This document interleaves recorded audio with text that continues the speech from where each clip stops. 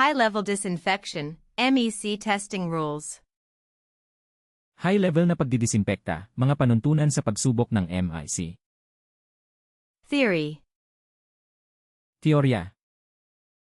The manual dictates that reusable high-level disinfectant solutions must be tested for minimum effective concentration using specific test strips before every single use. Idinidikta ng manual na ang mga magagamit muling high-level disinfectant solution ay dapat na subukan para sa minimum effective concentration gamit ang mga partikular na test strip bago ang bawat paggamit. These test strips are strictly regulated by the Food and Drug Administration to ensure they accurately measure the biocidal threshold. Ang mga test strip na ito ay mahigpit na kinokontrol ng Food and Drug Administration upang matiyak na tumpak nilang sinusukat ang biocidal na hangganan. Reality. Katotohanan.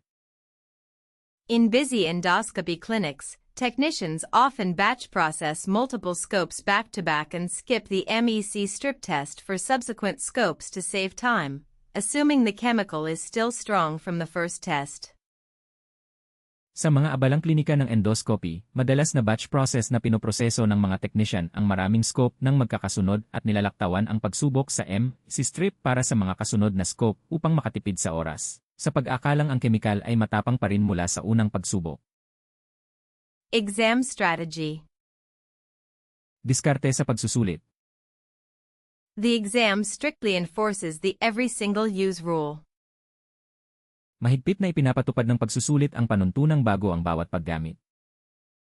If a scenario asks when to test a reusable high-level disinfection solution, never select distractors like daily, weekly, or after 10 uses. Kung ang isang senaryo ay nagtatanong kung kailan susubukan ang isang magagamit muling high-level disinfection solution, huwag kailanman piliin ang mga pampalito tulad ng araw-araw, lingguhan, o pagkatapos ng 10 paggamit. The only correct answer is testing prior to each and every immersion. Ang tanging tamang sagot ay ang pagsubok bago ang bawat paglubog. Core logic.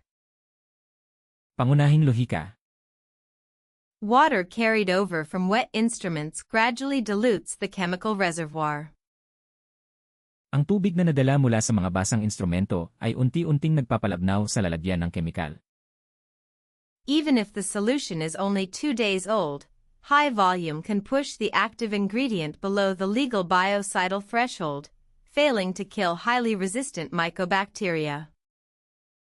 Kahit na ang solusyon ay 2 araw pa lamang, ang mataas na volume ay maaaring magtulak sa aktibong sangkap sa ibaba ng legal na biocidal na hangganan na nabibigong patayin ang lubos na lumalaban na mycobacteria. Maglalabas kami ng mas maraming bilingwal na video para matulungan ang mga hindi katutubong nagsasalita ng Ingles na mas maintindihan. Mag-subscribe sa channel para mapabilis ang iyong certification journey. Ipagpatuloy ang pagsisikap.